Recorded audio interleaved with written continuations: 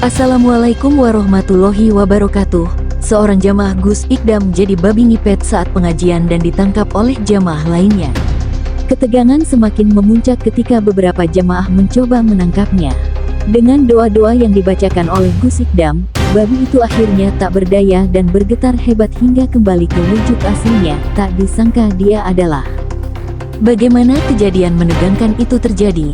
Ayo kita simak bersama-sama kisah lengkapnya. Tonton video ini sampai selesai, agar Anda tidak gagal paham.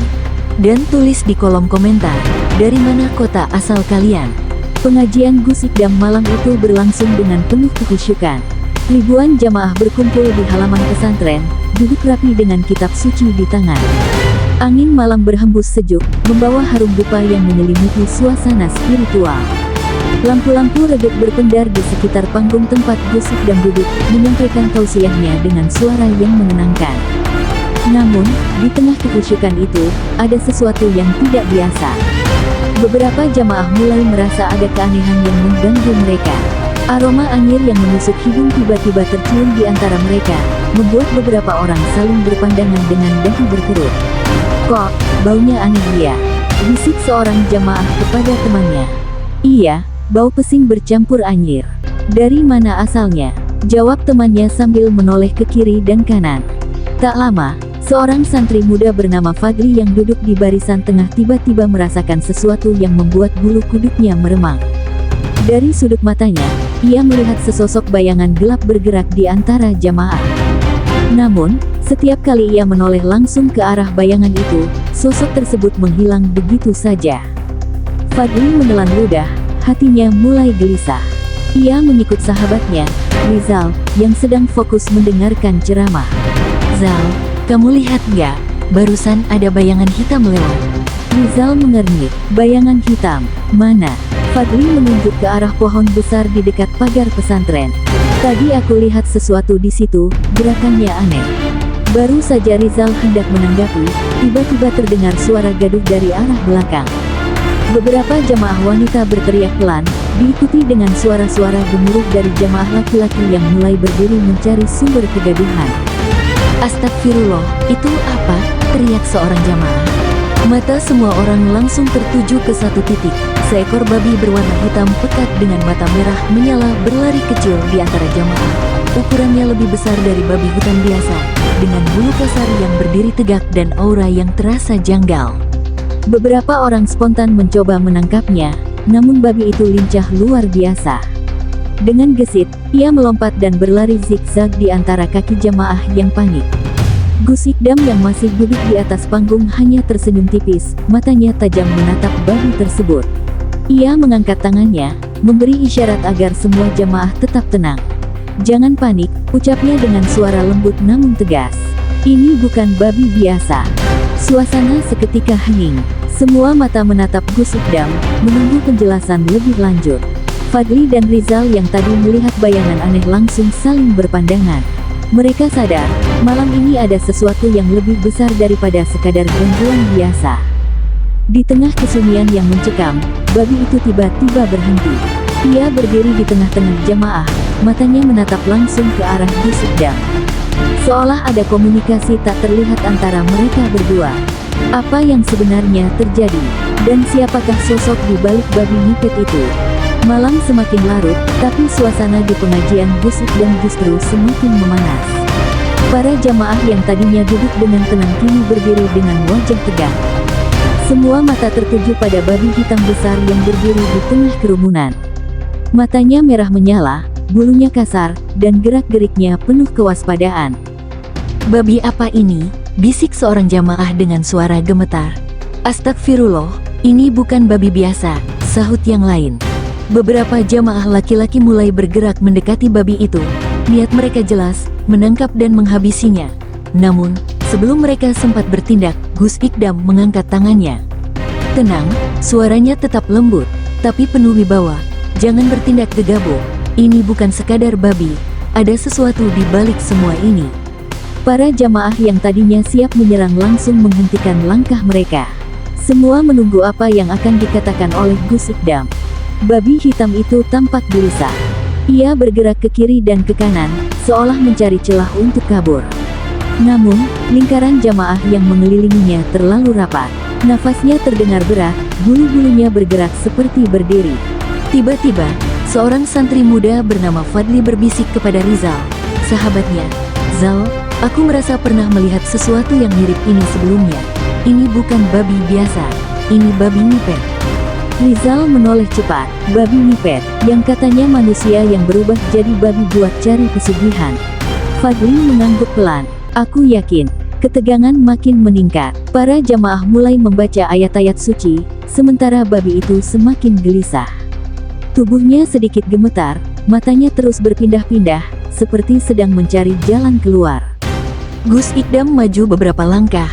Kalau benar ini babi ngipet, maka ia pasti bisa kembali ke wujud aslinya. Mendengar kata-kata itu, beberapa jamaah langsung mengangguk paham. Mereka tahu, satu-satunya cara membuktikan apakah ini babi ngipet atau bukan adalah dengan menangkapnya dan membacakan doa-doa tertentu. "Siapkan tali!" teriak seorang jamaah. Beberapa orang langsung berlari mencari tambang, sementara yang lain mulai mengepung babi itu lebih rapat. Babi itu tampak semakin panik.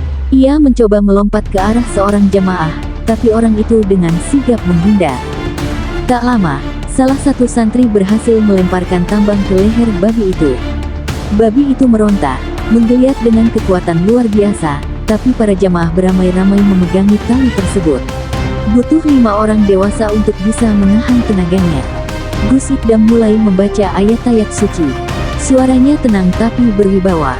Perlahan, sesuatu yang aneh mulai terjadi. Tubuh babi itu bergetar hebat, napasnya semakin berat, dan warna matanya yang merah menyala perlahan mulai meredup. Tiba-tiba, dalam sekejap mata, tubuh babi itu berubah. Di tempatnya kini tergeletak seorang wanita paruh baya dengan tubuh lemah. Ia mengenakan kain batik yang kusut, rambutnya berantakan, dan wajahnya penuh peluh. Para jamaah terkejut, beberapa di antara mereka bahkan mundur dengan wajah ngeri. "Siapa dia?" tanya seorang jamaah. Seorang ibu-ibu di barisan belakang menjerit pelan, "Astagfirullah, itu Bu Haji Rahmah." Semua orang terdiam. Bu Haji Rahmah, seorang wanita 45 tahun yang dikenal sebagai sosok religius dan sering menghadiri pengajian. Tak ada yang menyangka bahwa dia adalah sosok di balik babi ngipet yang mengacaukan pengajian malam ini. Beberapa jamaah yang tadi dipenuhi amarah kini semakin geram. Mereka ingin menghukumnya, ingin memberikan pelajaran agar hal ini tidak terulang lagi. Namun, sekali lagi, Gus Ikdam mengangkat tangannya. "Sabar, jangan bertindak dengan emosi." "Tapi, Gus, dia sudah mencoreng pengajian ini, apa kita biarkan begitu saja?" seru seorang jamaah dengan penuh amarah. Gus Ikdam menatap mereka dengan tatapan tajam. "Kita akan mencari tahu alasannya. Tidak ada manusia yang luput dari dosa. Kita harus mendengarkan sebelum menghakimi." Bu Haji Rahmah yang masih terguncang perlahan membuka matanya. Wajahnya penuh ketakutan dan penyesalan. Tangannya bergetar saat mencoba menopang tubuhnya. "Mengapa Anda melakukan ini, Bu?" tanya Gus Ikdam dengan suara tenang. Wanita itu menangis. Suaranya bergetar saat akhirnya berbicara. Saya tidak punya pilihan, Gus. Saya terlilit utang. Saya hanya ingin hidup saya lebih baik. Saya menyesal sekali." Suasana mendadak berubah. Dari penuh kemarahan, kini beberapa jamaah mulai menunjukkan rasa iba. Gus Ikdam menarik napas dalam. Menempuh jalan sesat bukanlah solusi. Jika ibu benar-benar ingin hidup lebih baik, Allah selalu punya jalan yang lebih baik daripada ini. Bu Haji Rahmah menangis semakin keras. Ia bersujud, meminta ampun. Para jamaah yang tadi hendak menghukumnya kini hanya bisa saling berpandangan. Gus Ikdam menghela napas panjang. "Bawa beliau ke dalam. Kita akan membantu beliau kembali ke jalan yang benar." Para santri segera membantu Bu Haji Rahmah berdiri dan membawanya ke dalam pesantren. Jamaah yang tadinya tegang perlahan mulai tenang. Malam itu, semua mendapatkan pelajaran berharga bahwa kesesatan bisa menimpa siapa saja, bahkan orang yang dianggap baik sekalipun. Namun, satu hal yang pasti, keadilan tetap ditegakkan, tapi dengan kebijaksanaan, bukan sekadar amarah. Malam itu, Setelah kejadian menggemparkan di pengajian Gus Ikdam, suasana di pesantren perlahan mulai tenang. Para jamaah yang masih penasaran memilih untuk tetap tinggal. Ingin tahu apa yang akan terjadi selanjutnya dengan Bu Haji Rahmah, wanita yang baru saja ditemukan sebagai babi ngepet. Di dalam salah satu ruangan pesantren, Bu Haji Rahmah duduk di lantai, tubuhnya masih gemetar. Matanya sembab karena menangis. Sementara beberapa santri perempuan duduk di dekatnya, menenangkan dan memberinya air minum. Di hadapannya, Gus Ikdam duduk bersila dengan tatapan yang penuh wibawa, namun tetap lembut. Bu Haji Rahmah, suara Gus Ikdam tenang namun penuh makna. Sekarang ceritakan semuanya, bagaimana ini bisa terjadi? Wanita paruh baya itu menarik napas dalam, mencoba menenangkan diri. Dengan suara yang masih bergetar, ia mulai bercerita. Saya tidak pernah menyangka akan sampai di titik ini, Gus, ucapnya lirih. Saya hanya seorang ibu rumah tangga biasa. Tapi sejak suami saya meninggal, beban hidup semakin berat, hutang semakin menumpuk, bisnis kecil-kecilan saya bangkrut, dan anak-anak saya membutuhkan biaya sekolah. Ia mengusap air matanya, lalu melanjutkan, saya sempat meminta bantuan ke keluarga, ke teman-teman, tapi semua menolak. Saya putus asa, sampai akhirnya, saya bertemu seseorang yang menawarkan jalan pintas. Siapa orang itu? Tanya Gus Ikdam dengan nada lembut namun tegas. Bu Haji Rahmah menundukkan kepala, enggan menyebutkan namanya. Dia seorang dukun di kampung sebelah. Dia bilang, ada cara cepat untuk mendapatkan uang, saya hanya perlu mengikuti ritual. Dan setiap malam Jumat saya harus berubah menjadi babi untuk mengumpulkan pesugihan. Beberapa santri yang mendengar itu langsung bergidik ngeri. Salah satu dari mereka berbisik, astagfirullah, ternyata benar ada pesugihan seperti itu. Bu Haji Rahmah melanjutkan ceritanya, saya tahu ini salah, Gus, saya tahu ini dosa besar, tapi saya terlalu takut menghadapi kenyataan. Saya pikir ini hanya sementara, sampai ekonomi saya membaik, saya tidak pernah menyangka akan ketahuan seperti ini. Ia kembali menangis, tubuhnya terguncang karena menahan penyesalan. Gus Ikdam terdiam sejenak, membiarkan wanita itu meluapkan emosinya. Setelah beberapa saat, ia berbicara lagi. Bu Haji Rahmah, setiap manusia pernah berbuat salah. Tapi yang paling penting adalah bagaimana kita menyadari kesalahan itu dan bertaubat dengan sungguh-sungguh. Bu Haji Rahmah mengangkat wajahnya yang penuh air mata. Apa saya masih bisa dimaafkan, Gus? Gus Ikdam tersenyum lembut. Allah itu Maha Pengampun. Jika ibu benar-benar menyesal dan berjanji tidak akan mengulangi kesalahan ini, Allah pasti menerima taubat ibu. Tapi ibu juga harus bersedia menghadapi konsekuensi dari perbuatan ibu. Bu Haji Rahmah mengangguk mantap. Saya siap, Gus, saya akan bertanggung jawab. Gus Ikdam mengangguk.